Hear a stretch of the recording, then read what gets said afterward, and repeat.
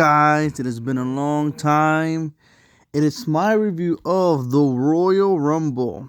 I have not reviewed a pay-per-view in a while. I did not review day one. I did not watch it. I've not been watching WWE TV. I've not really been paying attention. The Royal Rumble is my essentially get back to it type of thing. And will they disappoint? Do they disappoint? Well, find out in my review of the Royal Rumble. So the first match of the night of the Royal Rumble pay-per-view was Roman Reigns defending the Universal title versus Seth freaking Rollins.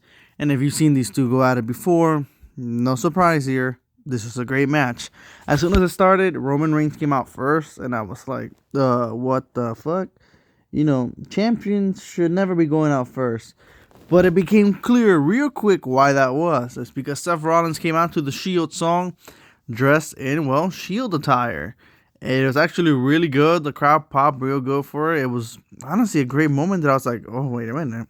This is going to be good. It's like I already knew it was going to be good. But then this moment made it to like, it's really going to be good.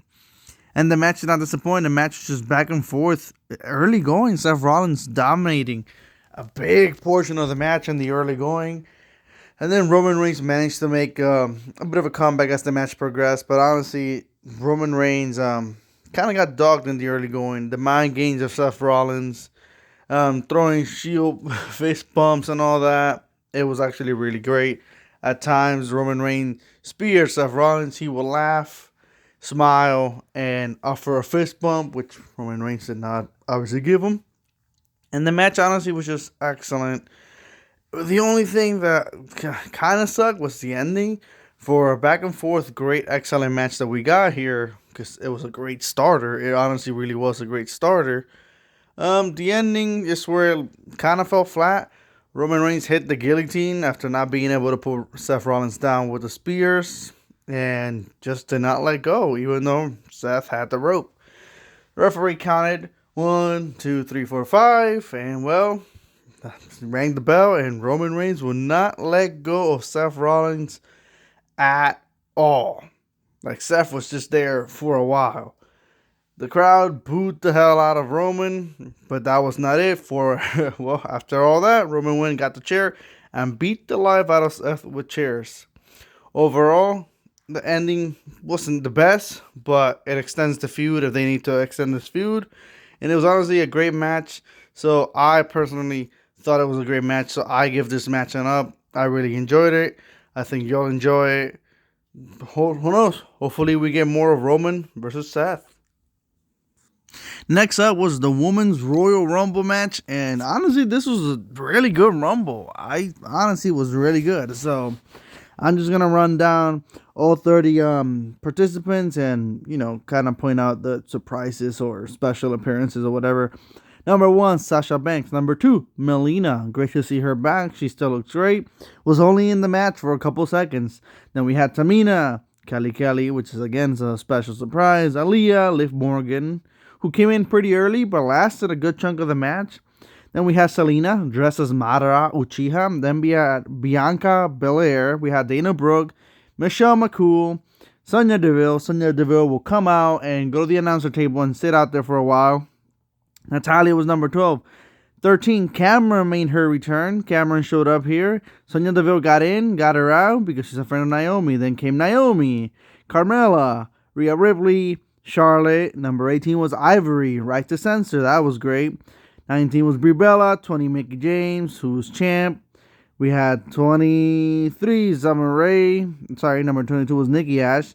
Number 24, Nikki Bella. Number 25, a returning Sarah Logan, who's been gone for 2 years now, which is great seeing her as well. Lita, 26. 27, Molly Holly. 28, Ronda Rousey, which was just great to see. Number 29, Shotzi. And number 30 was Shayna Baszler. And as you can, predict based on my pictures that you can clearly see, Ronda Rousey was the winner. And this was just fantastic. Not only was this a damn good Rumble, honestly, with a lot of surprises, but man, like Ronda Rousey returning after nearly 3 years of her last match and then winning the damn thing. I mean, I'm excited. Does she go after Charlotte or Becky? I'm gonna say Becky. That's like 3 years in the making, but it was really good to see her, and she was really good out there. She honestly really was.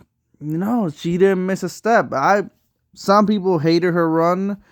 I loved her first run. I thought she was fantastic. I thought she went from UFC to wrestling real well.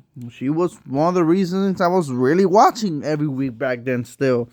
Ronda Rousey winning. I'm excited. I'm really excited for what this is for the women's division.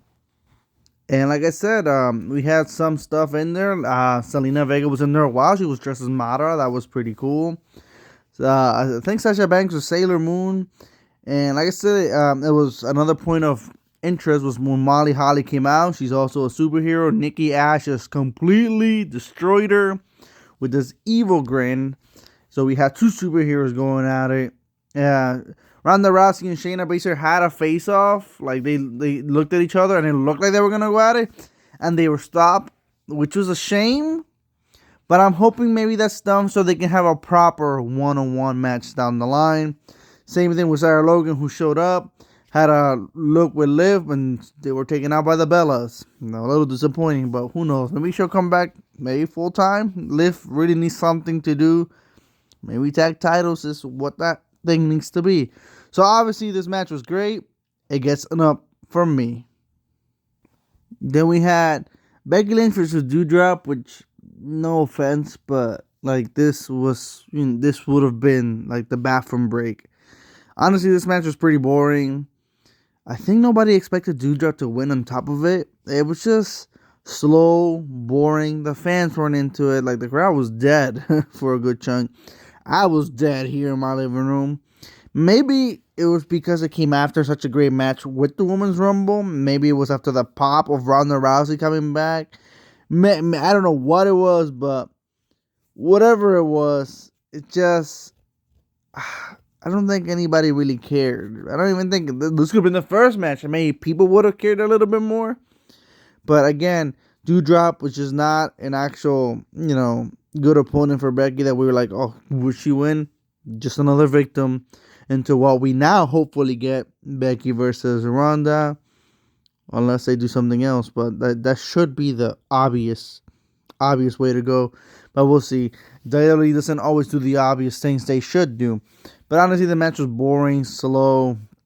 Dewdrop dominated a big chunk of the match. As she should. She's the bigger woman. She's, essentially the monster. But no matter how great Becky is, she was never going to fucking make this a must-see type of match. Honestly, this match is a down because I didn't even really enjoy it, at all. Down from me. Then the match that was technically 20 years in the making, Brock Lesnar and Bobby Lashley. This one started off with a lot of hype, and it was kind of slow, just a big stare down, and let's grapple each other, see who can, who's stronger. And then Brock did a suplex, and then Bobby did a suplex, and then Brock did two suplexes, and then Bobby hit a spear and another spear. It was kind of back and forth in who could best the other guy. I don't think the match was as great as I thought it was going to be. I don't think it hit that next level greatness, but I did think it was a good match. Again, similar to Roman and Seth, the match itself was good. The first match was great. I'd say this one was good. The first one was great. But this one also had a ending that was like, I don't know. So Roman Reigns comes out and essentially causes Brock Lesnar the match because the referee was down, because the referee got hit by accident twice. And Roman Reigns comes in. Paul Heyman turns on Brock again. Gives Roman the belt. Roman looks at the belt with disgust. This is my world title. Hits fucking Brock with it. And Bobby takes the pin. Bobby wins. Bobby's your new WWE champion. I'm happy with Bobby winning. I'm happy that Bobby's champion again. I think he had a really good first run. And I think most people maybe expected Brock to win. I didn't expect Brock to win because his feud with Roman had to continue in some type of way. And this is the way. So Bobby's back on top. but part of me wishes Bobby would have won clean. Brock doesn't lose clean very often, and this would have been a perfect time to lose clean, in my opinion. Regardless, though, the match itself, when we look at the match as a whole, it was a good match. It was, like I said, it was a back and forth, a little slow starter, but honestly, it was really good. Uh, we'll see. I'm now curious as to who's gonna face Bobby at WrestleMania, but that aside, I'm actually pretty excited. I just wish both of the world title matches hadn't come to conclusions like this, but we'll see. Roman costs Brock the belt, and then Paul Heyman betrays Brock again. But overall, endings aside, the match itself was good. So the match itself gets an up from me. Then we had Edge and Beth Phoenix versus Miz and Maryse. Like I made clear earlier, I've not been watching Raw or SmackDown.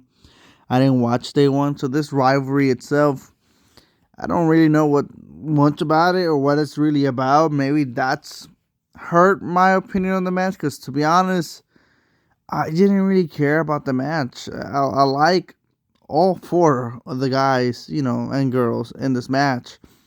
But the match wasn't terrible by any means. Oh no. I think it's that the match was fine. Like, there was nothing over the top, man, that was awesome, except for when Beth Phoenix powerbombed The Miz. But honestly, so Edge and Beth won, but Edge had already beat The Miz at the last encounter. So now this is just, clearly this feud needs to be over because it's 2-0. Unless I'm missing something from a Raw or something that I'm not aware of, it's 2-0. And it's just, I don't know. It's like every time Miz and Maryse team up to take on another couple, it's pretty much always to lose. As you can see, I'm out of words. I don't even know what to say.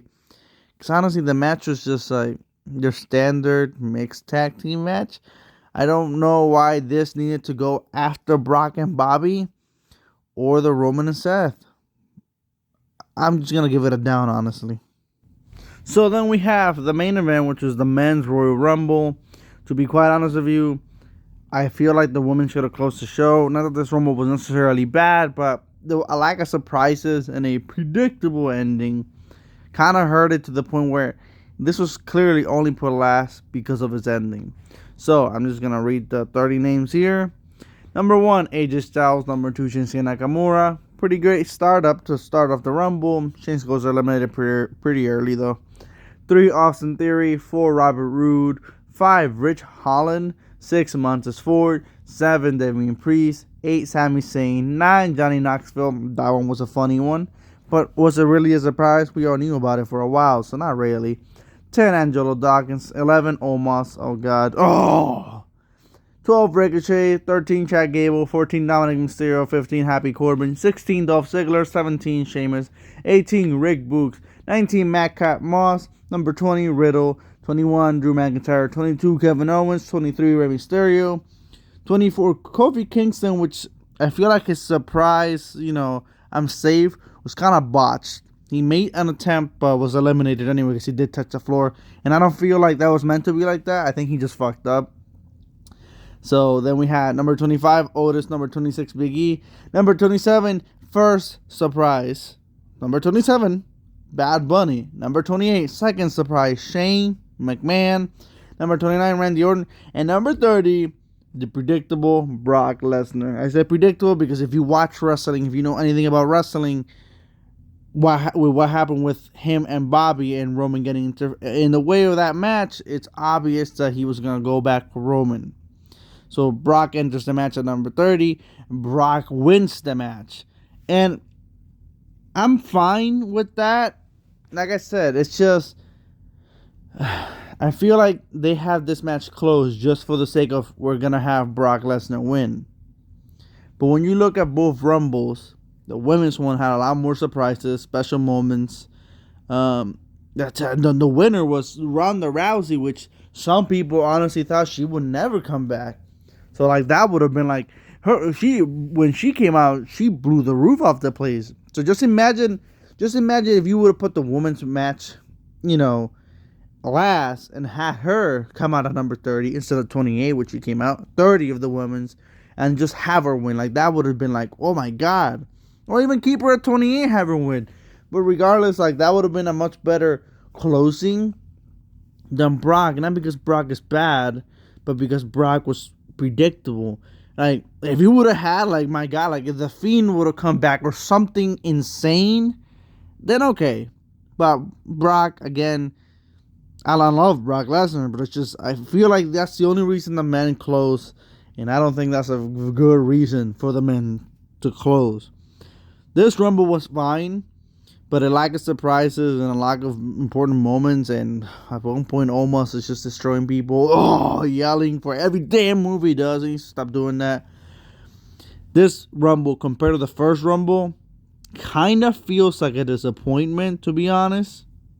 Overall, I'm gonna give the match an because the match was still fun. See, I'm a sucker for Rumbles, for Royal Rumble. I'm a sucker, and I usually have fun with them unless I do something really, really stupid, like when they had Roman Reigns win in 2015, shit like that.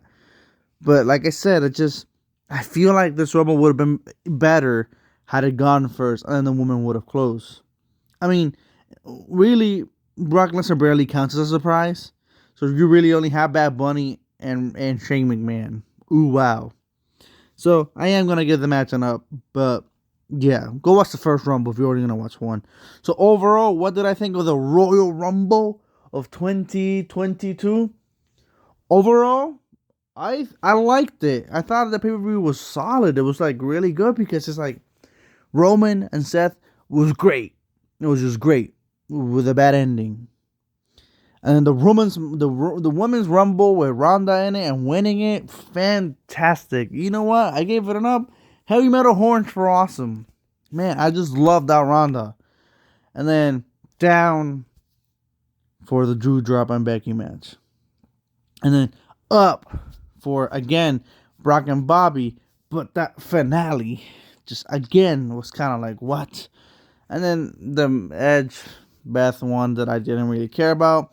And again, in a good men's Rumble that felt underwhelming. So the Rumble was a mixture of great matches with bad endings, a bad match, a mixed feeling of a match, and a underwhelming men's Royal Rumble match. The pay-per-view kind of feels like in the middle because it had its great stuff. It had its mostly the endings, like maybe the Bobby ending and the Roman ending wouldn't have pissed me up so much. Maybe that would have been better. And like, okay, I thought they were gonna set up in a way Roman versus Seth 2, but now clearly we're going for Roman versus Brock 2, 320, 100. I don't even know anymore. Or are they gonna go for a triple threat? All three of them at WrestleMania. Ooh, that'd be interesting. We'll see. Overall, I'm torn. I'm not giving the pay-per-view a down, but do I give the pay-per-view an up or in the middle? I'm torn here because I'm honestly unsure. The pay-per-view is going to get an up. Just barely, not falling to the middle. But again, even when we look at it all, we did have good matches with Roman and the Brock match. We did have a fantastic Rumble match with a fine men's Rumble match, a disappointing Becky match that was pretty bad, and then the Edge one was just kind of forgettable. So it's gonna get an up. But if you're only interested in watching one thing, go watch Ronda Rousey win the Women's Rumble, and then go watch Roman and Seth. Cause ending aside, it was a damn good match. This has been the one and only Brian Redgrave for my review of the Rumble. Redgrave, out.